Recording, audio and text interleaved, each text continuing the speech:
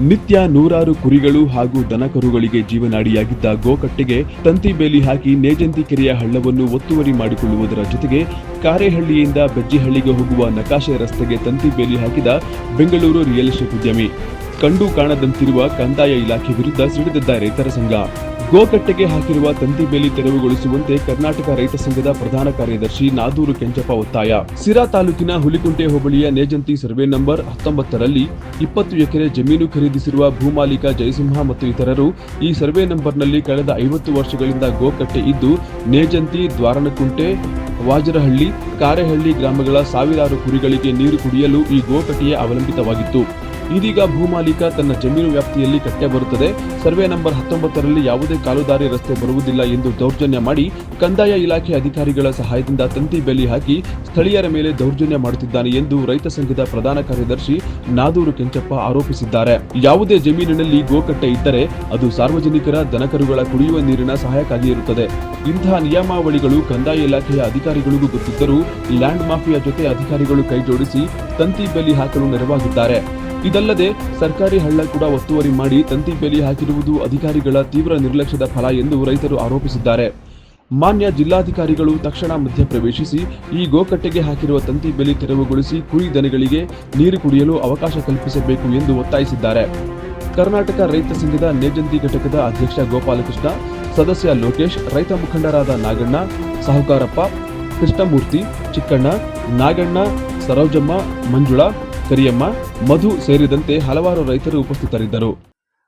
ಇವತ್ತು ಈ ನೇಜಿಂತೆ ಗ್ರಾಮದಲ್ಲಿ ಸಿರಾ ತಾಲೂಕು ಹುಲಿಕುಂಟೆ ಹೋಬಳಿ ನೇಜಿಂತೆ ಗ್ರಾಮ ಸರ್ವೆ ನಂಬರು 19ರಲ್ಲಿ ಸಾರ್ವಜನಿಕರ ಗೋಗಟ್ಟೆಯನ್ನು ಯಾರೋ ಇವರು ಸುಮಾರು ಜಯಸಿಂಹ ಮತ್ತು ಕುಂಬಯ್ಯ, ಯೋಗರಾಜು ಬಿನ್ ಕರಿಗಿರಿಯಯ್ಯ, ಸಾಕಮ್ಮ ಕೊಂ ನಾಗರಾಜು, ದೊಡ್ಡ ನರಸಯ್ಯ ಲೇಟು ನರಸಿಂಗಯ್ಯ, ಕೃಷ್ಣಮೂರ್ತಿ ಲೇಟು ನರಸಿಯಪ್ಪ ಮತ್ತು ಜಯಮ್ಮ ಕೊಮ್ಮು ನರಸಿಂಹಯ್ಯ ಇವರು ಒಟ್ಟು ಜಮೀನು ಬಂದುಬಿಟ್ಟು 22 ಎಕರೆ 4 ಕುಂಟೆ ಜಮೀನನ್ನು ಯಾರೋ ರಿಯಲ್ ಎಸ್ಟೇಟ್ನವರು ಇದನ್ನು ತಗೊಂಡಿದ್ದಾರೆ. ಅವರು ಇದನ್ನು ಸಾರ್ವಜನಿಕರ ಗೋಗಟ್ಟೆಯನ್ನು ಯಾವುದೇ ಕಾರಣಕ್ಕೂ ನೀವು ಅದಕ್ಕೆ ಫೆನ್ಸ್ ಮಾಡಬೇಡ್ರಿ ಅಂತ ನಾವು ಆಲೇ ಒಂದು ಸರಿ ಸಂಬಂಧಪಟ್ಟಂಥ ರೆವಿನ್ಯೂ ವಿ ಎ ಅವ್ರನ್ನ ಮತ್ತು ಆರ್ ಐ ಅವ್ರನ್ನ ಕರೆಸಿ ಇಲ್ಲಿ ಅವರಿಗೆ ಮಾಹಿತಿನೂ ಕೊಟ್ಟಿತ್ತು.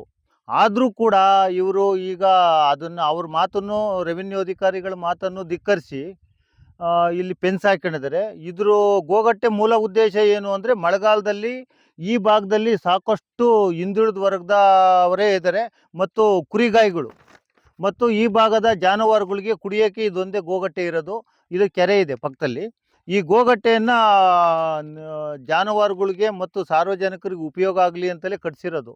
ಅದನ್ನು ಇವತ್ತು ರೆವಿನ್ಯೂ ಲ್ಯಾಂಡ್ ಆಕ್ಟ್ ಪ್ರಕಾರನ ಯಾವುದೇ ನೈಸರ್ಗಿಕ ಸಂಪನ್ಮೂಲಗಳಾಗ್ಬೋದು, ಸಾರ್ವಜನಿಕ ಆಸ್ತಿಗಳಾಗ್ಬೋದು, ರಸ್ತೆಗಳಾಗ್ಬೋದು, ಕಾಲಾದಿಗಳಾಗ್ಬಾರ್ದು, ಅವನ್ನ ಯಾರೇ ಜಮೀನು ತಗೊಂಡ್ರೂ ಕೂಡ ಡಿಸ್ಟರ್ಬ್ ಮಾಡಬಾರ್ದು ಅಂತ ಒಂದು ಕಾನೂನಿದೆ.